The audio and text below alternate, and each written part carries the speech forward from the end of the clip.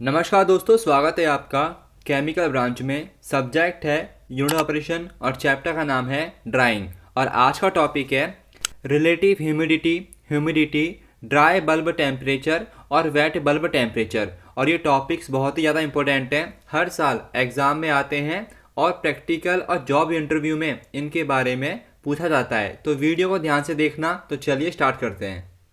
सबसे पहले बात करेंगे रिलेटिव ह्यूमिडिटी की। तो ड्राई बल्ब टेम्परेचर पर एयर के सैचुरेशन की डिग्री को मेज़र करना रिलेटिव ह्यूमिडिटी कहलाता है। एक बार फिर से, ड्राई बल्ब टेम्परेचर पर एयर के सैचुरेशन की डिग्री को मेज़र करना रिलेटिव ह्यूमिडिटी कहलाता है। और इसको हम दो तरह से डिफ़ाइन कर सकते हैं, मतलब इसकी दो डेफिनेशन है। आप इनमें से किसी भी एक को याद कर सकते हो और एग्ज़ाम में लिख कर आ सकते हो। तो पहली डेफिनेशन है, एयर वाटर वेपर मिक्सचर में वाटर वेपर के पार्शियल प्रेशर और मिक्सचर के टेम्परेचर पर प्योर वाटर के वेपर प्रेशर के रेशियो को रिलेटिव ह्यूमिडिटी कहते हैं। तो हम लिख सकते हैं, एयर वाटर वेपर मिक्सचर में वाटर वेपर के पार्शियल प्रेशर और मिक्सचर के टेम्परेचर पर प्योर वाटर के वेपर प्रेशर के रेशियो को रिलेटिव ह्यूमिडिटी कहते हैं। अगर बात करें इसके फॉर्मूले की, तो इसको हम परसेंटेज के रूप में दिखाते हैं, जो होता है percentage relative humidity equal bracket के अंदर पी सफिक्स ए अपॉन पी डिग्री सफिक्स ए इंटू 100, जहाँ पर पी सफिक्स ए होता है मिक्सचर में वाटर वेपर का पार्शियल प्रेशर, और जो पी डिग्री सफिक्स ए होता है उसे हम कहते हैं प्योर वाटर का वेपर प्रेशर।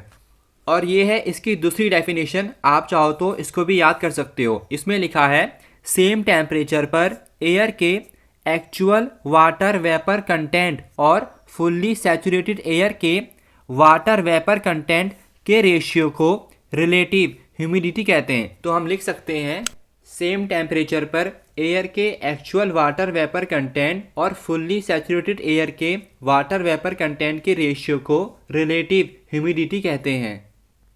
अब हम जानेंगे ह्यूमिडिटी, या फिर आप कह सकते हो एब्सोल्यूट ह्यूमिडिटी के बारे में।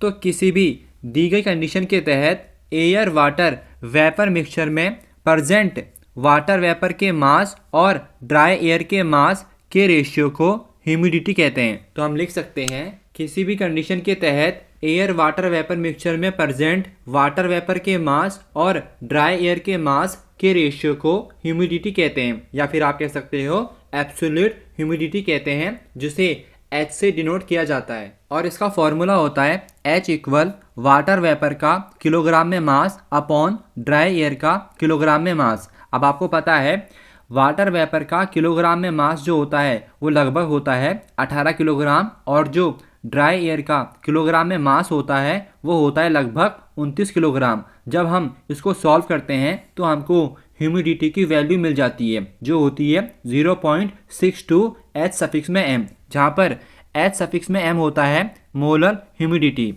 अब आप देख रहे हो यहाँ पर ह्यूमिडिटी को प्रेशर के टर्म्स में एक्सप्रेस करा गया है, जहाँ पर P सफिक्स ए होता है वाटर वेपर का पार्शियल प्रेशर, और जो P है उसे हम कहते हैं टोटल प्रेशर।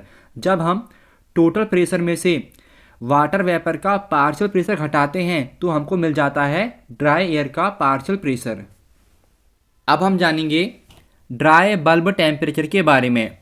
थर्मोमीटर जिसका बल्ब ड्राई रखा गया है के द्वारा रिकॉर्ड किए गए एयर वाटर वेपर मिक्सचर के टेम्परेचर को ड्राई बल्ब टेम्परेचर कहते हैं। तो हम लिख सकते हैं, थर्मोमीटर जिसका बल्ब ड्राई रखा जाता है के द्वारा रिकॉर्ड किए गए एयर वाटर मिक्सचर के टेम्परेचर को ड्राई बल्ब टेम्परेचर कहते हैं। अब हम जानेंगे वेट बल्ब टेम्परेचर क्या है। थर्मोमीटर जिसके बल्ब को वेट क्लॉथ से रैपिंग करके वेट रखा गया हो के द्वारा रिकॉर्ड किए गए एयर वाटर वेपर के टेम्परेचर को वेट बल्ब टेम्परेचर कहते हैं। कहने का मतलब ये है दोस्तों, थर्मोमीटर जिसके बल्ब को गीले कपड़े से लपेटकर गीला रखा गया हो के द्वारा रिकॉर्ड किए गए एयर वाटर वेपर मिक्सचर के टेम्परेचर को वेट बल्ब टेम्परेचर कहते हैं। और ये है मेरे PDF नोट्स। इन नोट्स में मैंने इन टॉपिक्स के बारे में सब कुछ लिखा हुआ है। अगर आपको इस PDF फाइल को डाउनलोड करना है तो उसका लिंक मैंने आपको नीचे डिस्क्रिप्शन में दे दिया है। और इसी के साथ ये वीडियो यहीं पर समाप्त होती है। उम्मीद करता हूँ ये वीडियो आपके लिए यूज़फुल है, तो प्लीज़ वीडियो को लाइक कर देना। कुछ भी पूछना हो कमेंट के माध्यम से पूछ सकते हो, मैं रिप्लाई कर दूंगा। मिलता हूँ आपसे नेक्स्ट वीडियो में, तब तक के लिए गुड बाय।